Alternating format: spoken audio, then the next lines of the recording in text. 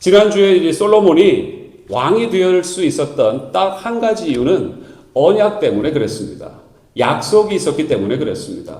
다른 것 아니에요. 근데 그 약속을 감사하게도 그 아버지인 다윗이 신실하게 지켜냈기 때문에 그 은혜가 그 아들에게로 흘러내려가게 된 것입니다. 특별히 하나님이 언약하신 그 내용이 솔로몬에게도 포함이 되어 있었기 때문에 또 그런 것이기도 하지요. 자, 어쨌든 이렇게 지도자로 세움을 받았기 때문에 솔로몬이 참 감사했던 것 같아요. 그 은혜를 입은 것이 너무 기쁘고 감사해서 고마워서 하나님 앞에 어떻게 하는 모습이 오늘 장면에도 이어지고 있습니다.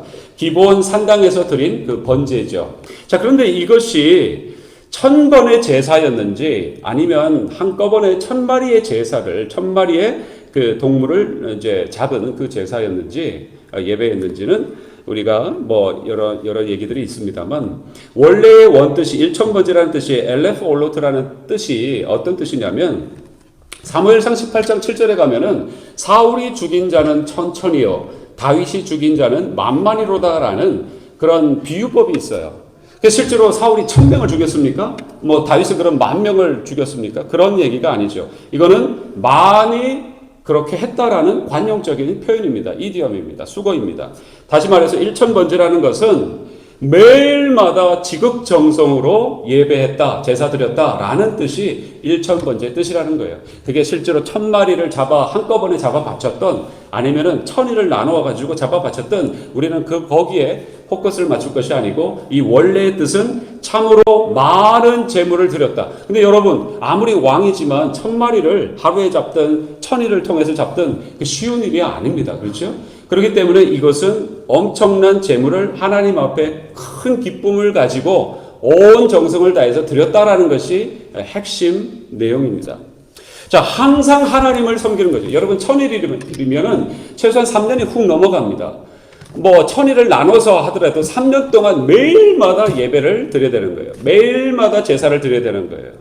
항상 하나님을 섬겼다는 뜻이겠죠. 그리고 예배했다는 뜻이겠죠. 그런데 초점은 뭡니까? 그때에 하나님이 찾아오셨다라는 것입니다. 여기에 우리의 관전 포인트가, 중요한 포인트가 있습니다. 자, 우리가 잠깐 적용을 해보면 우리의 목적을 이루기 위해서 기도할 때가 좀 많이 있는 것 같아요. 예, 어떤 문제가 생겼을 때, 어떤 목적이 생겼을 때, 또는 어떤 기도 제목, 말 그대로 기도 제목이 생겼을 때 당연히 기도해야 합니다. 그렇지만 그 어떤 목적을 위해서 수단으로 기도를 활용하는 것은 우리가 좀 지양해야 될 것 같습니다. 그런데 대부분 우리가 그런 정도에 머물고 있을 때가 많지 않나라고 생각을 해보는 것이죠. 저는 미리 결론은 아니지만 준 결론으로 이런 말씀을 드립니다. 기도는 하나님과의 대화이죠. 그렇죠? 그렇기 때문에 기도 자체가 우리 삶의 목적이 되시기를 주의 이름으로 축원드립니다.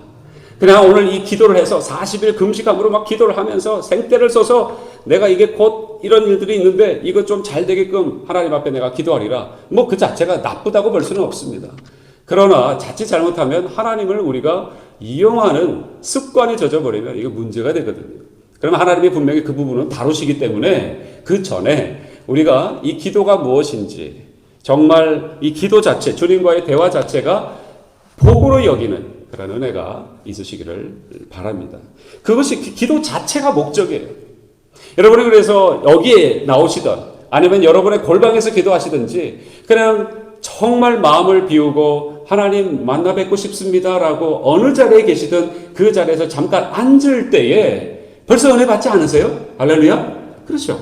그런데 어떤 목적을 가지고 이걸 이루어야 되는데라고 막 그냥 노심초사 불안해하면서 기도의 어떤 막 그런 텐션을 가지고 앉으면 좀 이게 잘 소통이 안 될 때가 있는 것 같다라는 생각을 해보게 됩니다. 자, 다시 얘기해서 솔로몬은 그냥 최선으로 하나님을 예배하고 싶어 했던 거예요. 내가 왕이 됐으니 한번 뭔가를 좀 보여주리라 뭐 그런 내용이 뭐 설마 있었겠습니까? 뭐 있었다 치더라도 그것보다는 하나님 앞에 최선으로 나가고자 했던 그 마음입니다. 왜요? 하나님의 것에 관심이 있었다는 거예요. 뒤따라서 계속 나옵니다만은 이 사람은 뭐에 관심이 있었다고요? 하나님의 것에 관심이 있었습니다. 자, 이거는 우리 삶 속에서도 그대로 고스란히 적용돼야 되니까 한번 따라해 주시면 감사하겠습니다. 하나님의 것에 관심이 있다. 예, 우리 지난 한 주 동안 얼마나 관심을 갖고 사셨어요? 하나님 아버지께 눈동자를, 우리 눈길을 언제 주셨습니까? 대부분은 우리 땅만 쳐다보다가 살지 않았나요?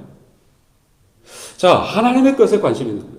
더군다나 왕이 됐기 때문에 하나님의 나라, 또 하나님의 자기가 다스려야 될 백성, 또 그 하나님이 다스리시는 그 통치 방식, 공의로움, righteousness, 의로움, 그 다음에 그 생명, 여기에 온 관심이 쏠렸기 때문에 이 솔로몬은 거기에 관심이 있다 보니 자연스럽게 하나님 이렇게 하기를, 또 어떻게 하기를 원하십니까? 이렇게 나갔던 것 같습니다.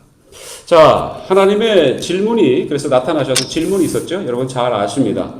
뭐라고 하시죠? 우리는 여기에만 관심이 있어요. 그죠? 뭘 받고 싶은지 구하라. 우리는 여기에만 대목에 집중합니다. 근데 사실은 그 전 맥락이 컨텍스트가 있었다는 사실을 우리가 놓쳐서는 안 됩니다. 뭘 받고 싶은지 구하라 라고 했습니다.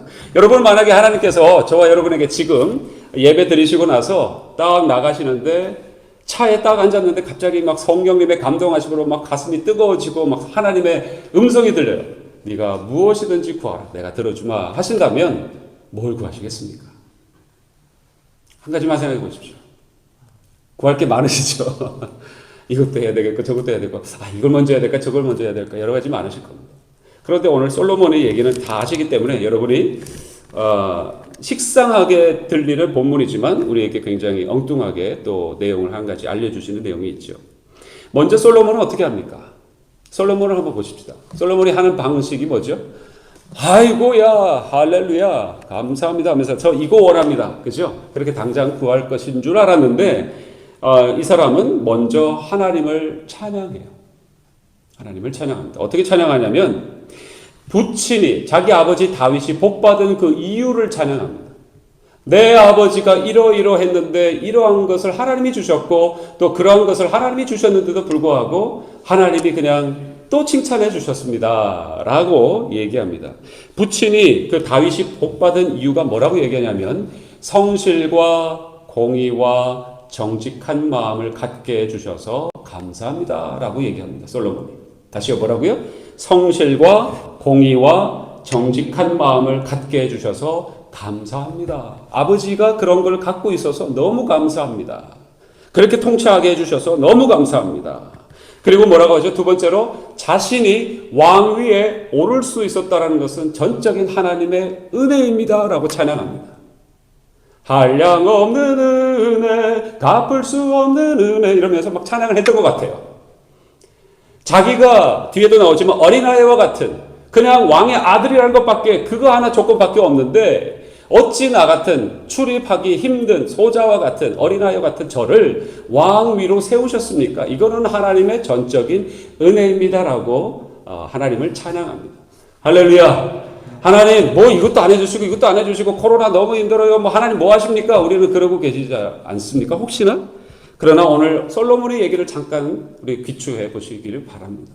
하나님, 제가 여기까지 온 것, 또 이렇게 하나님을 섬기고 있는 것, 또 앞으로 제 갈 길이 말씀 안에서는 분명히 서 있다라는 것, 정말 하나님의 은혜입니다. 감사합니다라는 그런 찬양이 저와 여러분에게 회복되시기를 축원합니다. 자, 그런데 이렇게 은혜인데 아까도 말씀드렸지만 작은 아이고 출입하기 힘들고 또 백성은 너무너무 중다하고 숫자만 많다는 얘기일까요? 한 사람 한 사람이 다 사연이 있고 다 문제가 있는데 한두 명이 모여있는 것도 아니고 수백 명, 수천 명, 수만 명, 수십만 명이 모여있는 이 나라를 자기가 다 다스려야 되는데 이거 어떻게 합니까? 아버지 때는 하나님께서 허락해 주셨던 그 공의와 진실과 의로움과 이런 신실한 마음들이 있었기 때문에 그런데 저는 잘 모르겠습니다. 도와주셔야 됩니다. 하나님 은혜로 주셨으니 은혜로 저를 계속해서 이어 주시옵소서라고 하면서 찬양하고 난 다음에 했던 말이 뭐예요? 지혜를 달라라고 한 것입니다. 머리 똑똑하게 해달라는 얘기가 아니에요. 아버지가 가지고 있었던 그 내용을 제가 그대로 받을 수 있도록 도와달라고 얘기한 게 지혜예요. 자, 그러면 아버지가 뭘 가지고 있었다고요? 아까 제가 세 가지 말씀드렸잖아요. 아버지가 뭘 가지고 있었죠? 공의와 뭐예요? 성실과 정직한 마음이 있었다고 했잖아요. 아버지에게 그걸 하나님이 허락해 주셨기 때문에 아버지가 잘 다스렸고 하나님 마음에 합했다고 하나님이 칭찬해 주셨고 이 나라를 여기까지 오게 해주셨는데 저 그거 똑같은 거 없으면 못합니다. 그래서 그거 허락해 주세요. 그게 지혜로 하나 일축돼서 얘기한 것이지 저 머리 비상하게 해주세요. 뭐 IQ가 한 300 되게 해주세요. 아인슈타인 되게 해주세요. 물론 이때는 아인슈타인이 없었지만 훨씬 뒤에 나타나지만 그죠? 그걸 얘기한 게 아니라 하나님이 원하시는 것대로 하나님이 이 백성들을 다스리기를 원하시는 방식대로 저도 동일하게 할 수 있도록 그 아버지에게 주셨던 세 가지를 허락해 주십시오. 그걸 하나로 묶어서 뭐라고요? 지혜를 주십시오. 라고 한 것입니다. 저와 여러분에게 오늘 무엇이 필요합니까? 이 세상을 사는 지혜가 필요합니다. 세상을 사는 지혜, 세상을 이기는 지혜라고 구글에서 치면 책이 아마 수천 수만 권도 더 넘게 뜰 것입니다. 여러분 뭐 다 읽어보시면 나름대로 도움을 받을 것입니다만 오늘 이 말씀만큼 더 정확하고 분명하고 무엇보다 아버지의 뜻을 그대로 표현하는 것은 아마 없으리라고 생각되어집니다. 자, 다윗이 가지고 있었던 그 성실과 공의와 정직한 마음은 무엇인가? 라는 것을 조금 더 살펴보겠습니다. 여러분 보통 사람들이 구하는 것, 저 같은 사람이 구하는 것은 뭘 구하게 할까요? 저는 어떤 성도님이 아프면은 건강하게 해주세요. 당연히 물론 기도해야 됩니다. 그렇죠? 그리고 뭐 가난하면은 주님 부하게 해 주시옵소서. 그리고 그 사람이 억울한 일을 당하면 원수를 갚아 주시옵소서. 저는 이렇게 구할 거예요. 그건 뭐 당연히 그렇게 구해야 되고 또 해야 되는 일이고 그게 뭐 자연스럽고 뭐 나쁠 것이라고 볼 수는 없습니다. 보통 범인들이 하는 내용은 오늘 성경에도 나와 있지만 장수, 그 다음에 부, 그 다음에 원수 갚음. 이 세 가지가 기도의 제목이에요. 하나님 앞에 구하는 내용이 우리 다 여기에 포함되어 있지 않습니까? 그런데 이 솔로몬은 그걸 넘어가요. 하나님이 너 참 엉뚱하다 라고 하신 거예요. 너 장수를 구할 줄 알았는데 또 힘을 구할 줄 알았는데 그 부를 구할 줄 알았는데 또 적대국에서 침범을 받지 않도록 원수 갚음을 구할 줄 알았는데 너는 그런 거 구하지 않는구나 라고 하나님이 한편으로는 좀 이렇게 놀라면서 흐뭇해 하셨던 것 같아요. 그래서 그 다음에 모든 것들을 이런 것들을 구하지도 않았는데 더하여 주시죠. 자, 사람들은 장수와 부와 원수 갚음을 구하지만 솔로몬은 다시 얘기합니다. 뭘 구했다고요? 하나님께서 다윗에게 맡겨주셨던 그 일을 잘 감당하게 하기 위해서 아버지 다윗에게 허락해 주셨던 그 세 가지 그 공의와 성실과 정직을 하나님 저에게도 허락해 주십시오. 그래서 왕의 직무를 잘 감당할 수 있도록 도와주십시오. 라고 얘기한 것입니다. 여러분 그러면 왕의 직무는 뭡니까? 뭐가 왕의 직무이죠? 자, 이 솔로몬 얘기하고 다윗 얘기하니까는 머나먼 몇천 년 전에 저쪽에 어디 이스턴 사이드에 살았던 사람이고 나하고는 별 상관이 없다고 생각하셔서 여러분에게는 뭐 그런가 보다 하실지 모르겠지만 제가 지난주에도 말씀드렸고 오늘 결론으로도 또 말씀드리겠지만 베드로전서 2장 9절에 저와 여러분은 뭐라고요? 왕 같은 제사장이라고 했어요. 저와 여러분은 뭐라고요? 지난주에도 선포했었죠?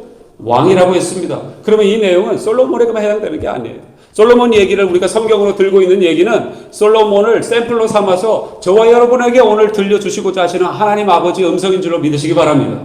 여러분 왕인 거예요.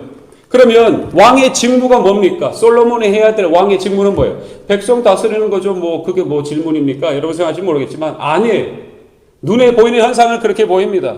다윗이 어떻게 했다고요? 아까 말씀드렸잖아요. 성실과 공의와 정직한 마음으로 나라를 다스렸다라고 얘기했습니다. 이게 왕의 직무입니다. 다시 말해서 성실과 공의와 정직한 마음은 뭐예요? 왕이면 당연히 도덕 윤리적으로 정치 윤리적으로 그렇게 해야지라고 생각하지만 성경은 단순 도덕 정치 윤리 사회 문화를 얘기하는 거겠습니까? 아니요. 그걸 뛰어넘는 메시지가 있어요. 이게 뭐예요? 왕의 직무는 하나님을 드러내는 거예요. 그게 왕의 직무예요. 다윗이 성실하고 공의롭고 정직을 행하면서 뭘 한 겁니까? 재판 하나 잘한 게 아닙니다. 전쟁 하나 잘한 게 아닙니다. 그것을 통해서 매 순간순간 하나님은 살아계시다. 하나님은 우리 사이드에 계신다. 그리고 하나님은 당신을 찾는 자들에게 늘 함께 하셨다라는 것을 보여드렸던 거예요. 나타내기를 원했던 삶이 다윗의 삶이었고, 그것이 아까 세 가지였고, 그것을 하나로 응축하면 지혜였고, 이 솔로몬은 그걸 요청하고 있는 거예요. 그럼 저와 여러분도 오늘 뭘 구해야 됩니까? 지혜를 구해야죠. 왜요? 왕의 직무니까. 왕 같은 제사장이니까 왕의 직무를 구해야 됩니다. 왕의 직무는 뭐라고요? 지혜를 구해야 되는데 그 지혜는 응축된 세 가지를 뭐라고 했습니까? 성실과 공의와 정직이라고 했습니다. 왕을 드러내는 일, 다른 말로 우리의 진정한 왕이신, 내가 왕이 아니라 하나님이 왕이십니다라는 삶을 날마다 순간마다 고백하시고 구체적인 삶 속에서 살아내야 합니다. 그게 그리스도인들이에요. 근데 그러지 못하고 내가 왕으로 하나님은 신하로 섬기고 있는 삶이 되어버리면 겉모습은 수억 달러에 수백만 달러의 건물을 지어놓고 수백 명, 수천 명, 수만 명이 모여도 능력이 없는 거예요. 왜요? 왕이 다 사람들이니까. 그런데 몇 사람 안 되더라도 내 하나님이 나의 진정한 왕이십니다. 이 나라를, 이 모든 전 세계를 진정으로 통치할 왕은 그분 한 분이십니다. 천상하지에 그분밖에 없습니다라고 고백하는 사람이 몇 사람만 있으면 핵폭발이 일어납니다. 저 이거 믿습니다. 할렐루야. 저와 저부터, 그리고 여기 앉아 계시는 한 분 한 분이 그렇게 주님의 은혜를 입으시기를, 회복되시기를 축원합니다. 이렇게 칭찬하시면서 지혜롭고 총명한 마음을 그래서 하나님께서 솔로몬에게 주십니다.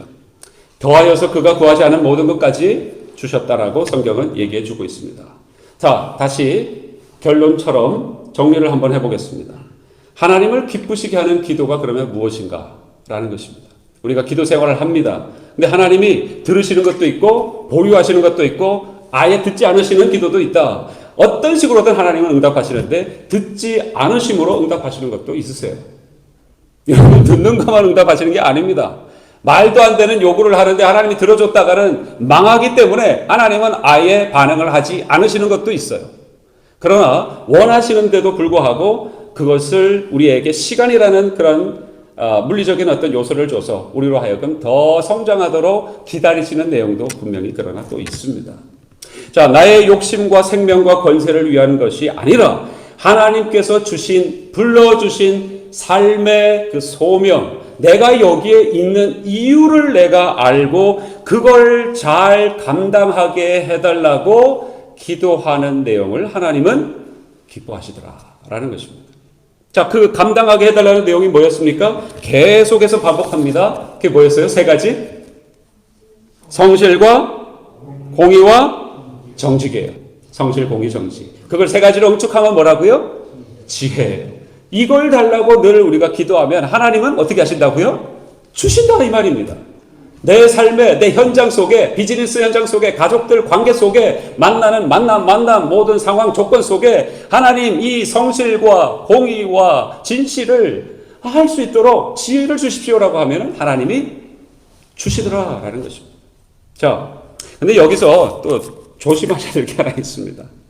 하나님의 마음을 이렇게 하면 기쁘시게 해드리니까, 솔로몬 보니까 그렇게 해드리면 뒤에 부와 수와 명예가 따라오니까 그런 것들도 내가 이렇게 먼저 구하면 하나님이 허락해 주시겠지라는 도식을 가지고 기도하시면 안 됩니다. 그거는 하나님의 마음이세요. 주실 수도 있고 안 주실 수도 있어요. 그렇죠? 아마 저는 주시리라고 더 믿습니다만, 그러나 공식을 만들어서 그렇게 생각하지 마십시오. 기도 자체가 뭐라고요? 목적이 되셔야 합니다. 하나님 만나는 자체가 목적이 되시기를 축원합니다. 그럼 기도가 즐거워지기 시작하실 거예요. 기도가 기대가 되실 거예요. 어제 하나님 그렇게 만나주셨는데 오늘도 하나님 만나주시겠지? 이런, 그런 기대가 있는 것이죠. 자, 그래서 솔로몬에게도 이런 약속을 주시면서 한 가지 단서를 붙이신 이유가 그겁니다. 자, 14절을 다시 한번 보세요. 열왕기상 3장 14절 보시면 제가 읽습니다. 네가 만일 네 아비 다윗의 행함같이 내 길로 행하여 내 법도와 명령을 지키면 내가 또 네 날을 길게 하리라 라는 단서를 하나 붙여주십니다. 진정한 축복의 완성은 뭐예요? 하나님의 말씀을 순종하는 데 있다라는 것을 지금 알려주시기를 원하시는 것입니다. 자, 하나님의 말씀을 깨닫고 그대로 순종하는 것이 복이고, 그 말씀을 듣기 위해서는 하나님 앞에 머물러야 하니 그분 앞에 나가는 기도라는 어떤 그런 모양을 주님 앞에 날마다 드리는 것이고, 그 자체 그 모든 것들이 그저 목적이고 복이 되더라라는 것입니다. 자, 이제 말씀을 정리해 봅니다. 다시 정리하니까 아마 어렵지는 않으실 겁니다. 자, 왜 이렇게 하나님께서는 솔로몬에게 그 지혜를 구하는 기도에, 솔로몬의 그런 지혜를 구하는 기도에 기쁘게 반응하셨을까라는 것입니다. 이야, 야, 너 의외다. 정말 내가 흐뭇하다. 내가 너를 참 귀하게 여겼는데 내 뜻이 맞았구나. 막 이런 그런 마음, 저의 개인적인 그런 마음입니다만, 아마 그런 마음이 훨씬 넘어서지 않으셨을까 싶습니다. 자신의 왕권이나 부귀 영화만을 구하지 않았기 때문입니다. 그렇죠? 뭘 구했습니까? 이스라엘 백성들이 정말 하나님 앞에서 바르게 세워지고, 이 전체 나라가 하나님 앞에서 하나님의 나라로, 왕 같은 제사장 나라로, 하나님이 구별하신 나라로 세워지기를 소망하는 마음에, 자기가 왕의 직임을 받았는데 그 선택받은 자인데 이 책무를 그대로 잘 아버지 때처럼 감당하게 하옵소서. 그래서 그 능력이 저에게는 필요합니다. 그 세 가지가 필요합니다라고 요청했기 때문에 하나님이 어떻게 하셨다고요? 축복해 주셨다. 응답해 주셨다. 기뻐하셨다라는 것입니다. 그런데 거기 한 가지 더 있어요. 한 가지가 더 있습니다. 플러스, 어쩌면은 오늘 함께 나누고자 했던 말씀이 이 내용일지도 모르겠습니다. 예, 맞아요. 자, 한 가지를 더 구하는 것이 있었는데, 백성들의, 오늘 본문에 보면 이런 표현이 나옵니다. 백성들의 송사를 듣는 마음을 허락해 주십시오. 그리고 선악을 분별할 수 있는 능력을 허락해 주십시오. 라고 그렇게 얘기를 합니다. 자, 그게 세-이-공청이에요. 오늘 설교 제목으로 썼던 그 사자성어인 세-이-공청이 바로 이겁니다. 듣는 마음을 주십시오. 그리고 선악을 분별할 수 있는 능력을 주십시오. 라고 그걸 구한 거예요. 이것도 지혜에 포함되는 것이고 하나님이 정말 기쁘게 생각하셨던 내용이 되는 것입니다. 자, 세-이-공청이 뭡니까? 씻을 세, 귀-이, 공경할 공, 들을 청입니다. 경청할 청이에요.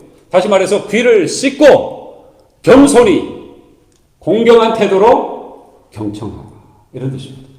여러분, 사실 옆에 배우자의 말도 우리는 그냥 스쳐 지나가듯이 듣지 않습니까? 이럴 것이야 라고 이미 생각하고 있는 내 마음속에 아젠다와 뜻이 많기 때문에 누가 옆에서 얘기해도 그러면서 건성으로 얘기하고 그런 얘기지 라고 자기가 해석해서 그냥 그대로 결론을 내리죠. 이 세-이-공청이 아닌 거예요. 그래서 요즘에 상담 기법 중에서 워낙 사람들이 아무도 서로를 들어주지 않고 서로 경청하는 사람이 없기 때문에 누군가가 자기 얘기를 진솔하게 들어주는 한 사람을 찾고 있어요, 세상은. 근데 우리가 그럴 수 있어요.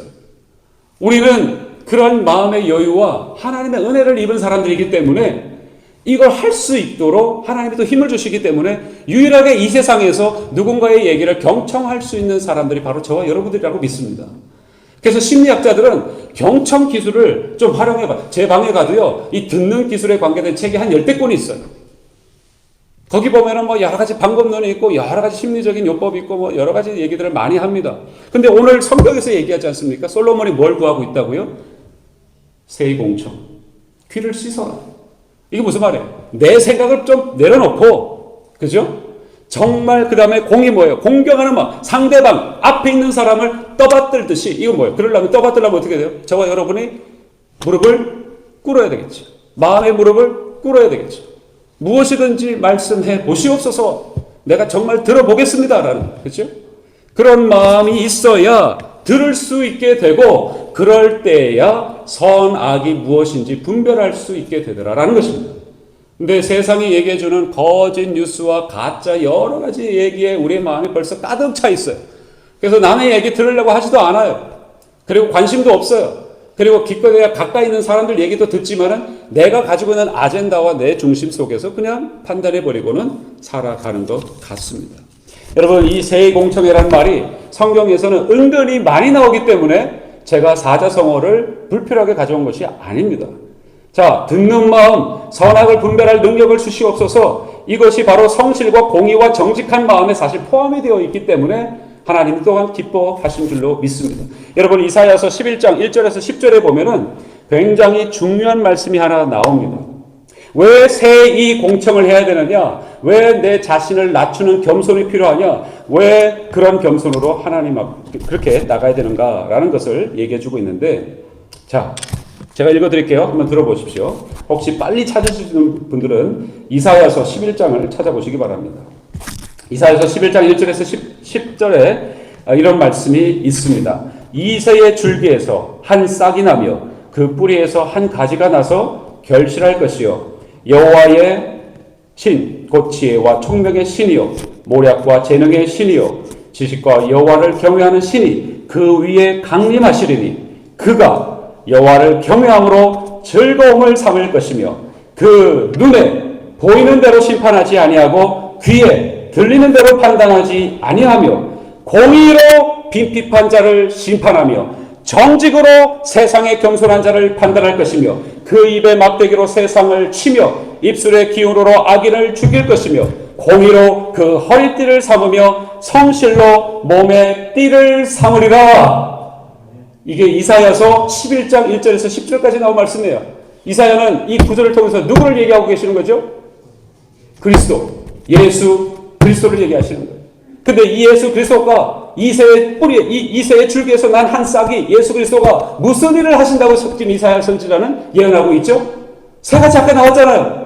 뭐예요? 그가 여호와를 경외함으로 즐거움을 삼을 것이며 1000번째. 1000번 제사 드렸다는 게 아닙니다. 날마다 하나님을 기뻐하는 것이 충만했다 이 말이에요. 하나님이 바로 예수님이 하나님이신데도 불구하고 성부 하나님을 이렇게 기뻐하시는 예수님이 이 땅에 오셔서 하시는 일이 또 뭡니까? 그 눈에 보이는 대로 심판하지 않는데요. 우리는 착 보고 아 저런 사람이구만, 아 이런 사람이구만, 아 이런 일이구만, 저런 일이구만, 우리의 가지고 있었던 그동안의 경험치로만 판단하잖아요. 아닐 수도 있는데 전혀 이야기가 전혀 다른 이야기일 수도 있는데 우리는 다 내 뜻대로 내 생각대로 재단해버리거나 판단해버리거나 그냥 정죄해버립니다. 그런데 하나님은 우리 주님은 그렇게 안 하신대요. 눈에 보이는 대로 심판하지 아니하고 귀에 들리는 대로 여러분 아 누가 뭐 어쨌대 누가 이랬대 저랬대 우리 그 얘기 아 그래? 급하게 반응하죠. 그게 잠언서에 뭐라고 얘기합니까? 입속으로 들어가는 뱃속으로 들어가는 뭐처럼 느껴진다고요? 별식처럼 부패 음식처럼 맛깔난 몇십만 원짜리 부패 음식처럼 느껴진다는 거예요. 근데 그런 얘기를 여러분이 들었을 때 어떻게 하실 거예요? 그런데 주님은 어떻게 하신다고요? 귀에 들리는 대로 판단하지 않겠다. 그럼 어떻게 한다고요? 공의로 빈핍한 자를 심판하시고 정직으로 세상의 겸손한 자를 판단하시겠다. 그리고는 그 입에서 정령 그 말씀으로 그 세상을 막대기로 그 입술의 기운으로 악인은 처단하실 것이다. 하나님은 분명히 공의로 판단하신다. 그러나 눈에 보이는 것으로 사람들이 흔히 얘기하는 것으로는 전혀 다른 기준을 가지고 하나님은 판단하실 것이다 라고 얘기해 주시는 거예요. 그 허리띠를 삼고 성실로 몸의 띠를 삼는다고 했습니다. 자, 공의와 정직과 성실이 여기 고스란히 반복되고 있어요. 이게 누구라고요 그러면? 예수 그리스도 우리 주님이 가지고 계시는 그 주님이 움직이면 나타나는 떨어지는 그분의 입술에서든 눈빛에든 모든 것에서 나타나는 그 품성이 그분의 됨됨이가 뭐라고요? 이 세 가지예요. 그런데 솔로몬이 이 세 가지를 구했다 이 말입니다. 다윗이 가졌던 것처럼 하나님이 다윗에게 내 마음에 합한 자에 하면서 이 세 가지를 주셨는데 나라가 그래서 왕성했습니다. 그런데 솔로몬이 보니까 그 세 가지가 지혜예요. 그 지혜가 바로 나중에 이 당시에는 몰랐겠지만 그 지혜가 그리스도, 이 땅을 정령 다스릴 그리스도, 왕, 진정한 왕이 바로 이렇게 다스려야 됩니다. 근데 저는 출입할 수도 없는 어린아이 같습니다. 어찌할 거 두렵고 떨림으로 감사하지만 두렵고 떨림으로 하나님 앞에 이 세 가지를 구했던 거예요. 지혜를 구했던 거예요. 그 하나님이 얼마나 기뻐했겠어요. 그 아들을 이 땅에 주시고자 했는데 그 세 가지를 주시고자 했는데 그 세 가지를 솔로몬이 구하고 있으니 얼마나 하나님이 흐뭇하셨겠습니까? 할렐루야. 그거예요. 우리 신앙생활의 비밀은 여기에 있습니다. 막 열심히 하고 뭐 악적같이 하는 게 중요한 게 아니에요. 원리를 알면 되는 거예요. 그 원리가 뭐예요? 세 가지 원리, 세 가지 다시요. 외우십시다. 시작. 성실과 공의와 정직이에요. 여러분 성실이 뭔 줄 아세요? 뭐 아시잖아요. 모르실 건 없잖아요. 성실. 누가 뭐래도 그 자리에서 하나님이 원하신 그 자리에서 머물고 있는 게 성실이에요. 아, 너 정도면 거기 있을 사람이 아니야. 그래? 휙 자리를 떠는 것이 성실이 아니고, 아니 왜 그렇게 억울하게 당하고 있어? 왜 그렇게 바보 같아? 그렇지만 아니야. 내가 하나님 음성 듣기 전까지는 내가 이 자리에 있을 거야. 그리고 하나님이 분명히 내게 이 자리에 있게 해주신 하나님의 뜻이 있을 거야 라고 우격다짐을 하면서 마음을 부글부글, 사실 자기도 잘 모르겠지만 하나님이 분명히 뜻이 있을 수 있겠지 하면서 그 자리에서 그 자리를 지키면서 기도하고 있는 그 사람이 뭐라고요? 성실이에요. 근데 놀라운 거 알려드릴까요? 이 성실은 성경에 알레데이라고 하면서 진리라는 말로도 교차해서 사용합니다. 그게 진리를 사는 삶이에요. 뭐 똑똑해져가지고 이 말씀 300독, 1000독 하면은 말씀을 다 아는 것이 진리가 내 속에 들어온 것이 아니라 그냥 여러분이 다 이해는 안 되지만 또 분명히 이건 이런 것 같고 저런 것 같지만 그냥 하나님 잘 모르겠습니다, 저는. 그러나 분명히 하나님이 원하시는 뜻이 있을 것이니 하나님 저 그냥 여기에 소처럼 우두커니 미련가처럼 보이지만 그냥 하나님 뜻 붙들고 이 자리 지킬게요. 하나님 뜻을 이루어 주시옵소서. 꼭 보여주시옵소서. 그렇게 기도하는 사람을 보고 뭐라고 얘기하신다고요? 진리를 살고 있다라고 얘기하십니다. 이런 은혜가 있으시기를 바랍니다. 이 삶이 누려질 때야말로 천국의 놀라운 약속이 서는 것입니다. 바로 우리가 솔로몬이 지금 구하고 있는 것은 그 결론은 뭐예요? 구속사적인 관점에서는 이렇게까지 볼 수 있는 것입니다. 예수 그리스도를 구하고 있는 것입니다. 그는 설사 그것을 다 이해하지 못했더라도 그러니 아버지 하나님께서 오냐 하면서 주시고 그리고 나머지 필요한 것들은 더하여 주시고 너무 기쁩니다. 그런 아들 있어 보세요, 여러분. 생각을 다 읽고 있어요. 부모의 마음을 착착착 하고 있네. 더해서 구하고 있어요. 그럼 어떻게 하시겠습니까, 여러분? 이야, 뭐 필요해? 그죠? 뭐 그냥 다. 여러분, 그가 구한 지혜로 이루려는 것은 주 예수 그리스도다라는 것입니다. 그리고 주 예수 그리스도를 통해서 그가 뭘 이루려고 했습니까? 하나님의 백성들에게 하나님이 행하시려고 하는 그 일을 행하려고 했다. 그게 뭡니까? 하나님의 나라라고 하는 것입니다. 하나님의 나라가 뭐예요? 아까 세 가지 말씀드렸잖아요. 또 외웁시다. 시작. 성실과 공의와 정직한 마음이 있는 곳이 하나님의 나라예요. 하나님은 이거를 계속해서 모든 사람에게 뿌려지길 원하고 옆에 있는 사람에게도 믿지 않는 사람에게도 이것이 전달되어서 야 하나님 믿으니 이렇게 되는구나. 이런 삶이 진정으로 멋진 삶이구나. 알게 돼서 모든 세상 사람들이 하나님의 성실과 공의와 정직을 깨달아서 하나님 사이드에 올 수 있도록 구원받을 수 있도록 하려고 하는 것이 하나님의 나라의 원리이고 그것이 지금도 하나님이 가지고 계신 유일한 한 가지의 기도 제목이시자 지금도 일하시는 방법이고 원리라고 믿습니다. 자, 그래서 심지어는 예수님께서 마태복음 6장 33절에 이런 말씀을 하셨어요. 너희가 내 앞에 나오거든 이거 먼저 구하지 말고 이거 먼저 구해 줄래? 라고 얘기하신 부분이 있어요. 뭡니까? 6장 33절요? 자, 이 노래로는 잘 아시잖아요. 너는 먼저 그의 나라와 그 의를 구하면 이 모든 것을 더해 주리라. 할렐루야. 이 찬양이 우리 삶 속에 계속 퍼져나가야 되실 줄로 믿습니다. 이게 하나님이 기뻐하시는 뜻이에요. 아멘. 다른 거 없어요. 하나님의 나라와 의를 먼저 구하면 이 모든 것들은 다 있어야 할 줄 아니까 걱정하지 마. 자, 여러분 그러면 바로 한 말씀만 드리고 말씀을 맺겠습니다. 여러분 듣는 마음을 구한다. 세의공청이라고 했습니다. 하나님의 나라를 구한다고 했습니다. 지혜를 얘기한다고 했습니다. 뭐 성실, 공의, 정직 여러 가지 말씀을 많이 드렸습니다.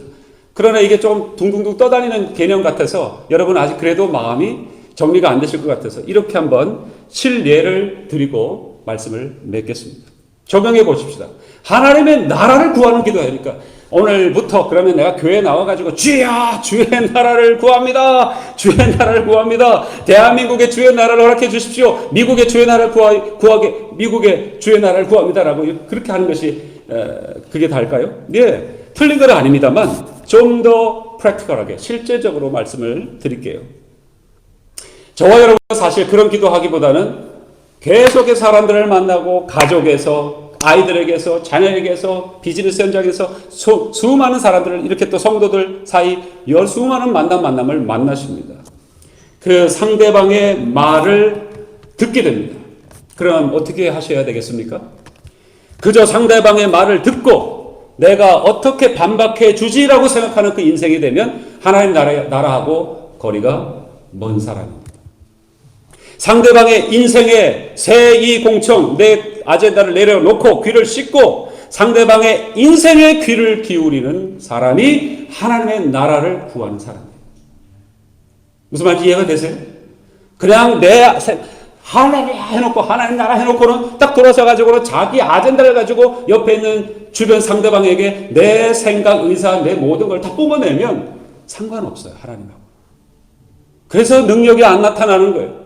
내 속이 때로는 시커멓게 타오른다 할지라도 하나님 제가 이 자리에 소처럼 우직하게 진리의 삶을 살아보기를 원합니다. 그래서 상대방의 인생이 뭐라고 얘기하는지 진정으로 제 귀를 열고 들을 수 있도록 인도해 주시고 그 인생이 얼마나 힘들면 저러겠습니까? 라고 쓰다듬을 수 있도록 제 마음을 주장해 주십시오. 왜 아멘이 안 나오시나요? 다 쏘아 붙이기를 작정하고 오신 분들 같아요. 아니시죠? 저 인생을 잘 듣고 하나님이 저를 다루시듯 저도 다룰 수 있도록 쓰다듬을 수 있도록 저의 마음을 주장해 주십시오. 그게 뭐라고요? 하나님의 나라를 구하는 기도, 하나님이 기뻐하시는 인생이라 이 말입니다. 할렐루야. 그리스도가 그의 인생 가운데 이루시기를 원하시는 그 뜻을 이루어 주십시오라고 여러분이 그 영혼을 놓고서 울기까지 기도하면 그러면 하나님은 즉각 인도해 주실 거라고 저는 확신합니다. 울지 않기에 응답이 없어요. 그 관계가 소원한 겁니다. 여러분 말로는 머리로는 이래야지 저래야지 다 하시지 않아요. 여기 모르시는 분이 누가 계세요? 그런데 이것이 진실로 진리를 살아가는 내용이고 이것이 천국까지 이어지는 내용이라면 왜 안 하시고 계세요? 내가 가서 한번 그냥 이렇게 하나님의 진리된 삶을 나타내기만 한다면 근데 그 가운데 가장 중요한 것은 나는 죽어야 돼요. 내가 살아있으면 못해요. 그래서 자기 부인이 넘버 원입니다. 1순위. 그에게 그래서 하나님의 나라가 임하기를 구하고 기도한다면 하나님은 듣고 계시기 때문에 응답하세요. 왜? 그게 하나님이 그 인생에게 주시고자 하시는 내용이기 때문에 그렇습니다. 다른 거 구하고 계시지 마십시다. 자, 우리 아까 왕 같은 제사장이라고 말씀을 드렸습니다. 우리는 왕으로 불림을 받았습니다. 왕의 직임이 있습니다. 하나님의 나라가 임하도록 우리가 애써야 됩니다. 그 하나님의 나라가 임하는 세 가지의 패턴은 성실과 공의와 정직이라고 했습니다. 이것을 구하는 기도가 지혜라고 했습니다. 이 지혜를 구하다 보면 바로 예수 그리스도가 우리의 삶을 다루시고 다스린다는 것을 경험하게 됩니다. 그때야 우리가 앞에 있는 상대방이 어떤 모습이건 참으로 같이 동병상련하면서 새-이-공청해서 그 영혼을 건져내는 귀한 놀라운 제사장 역할을 하게 되는 것입니다. 기도하겠습니다.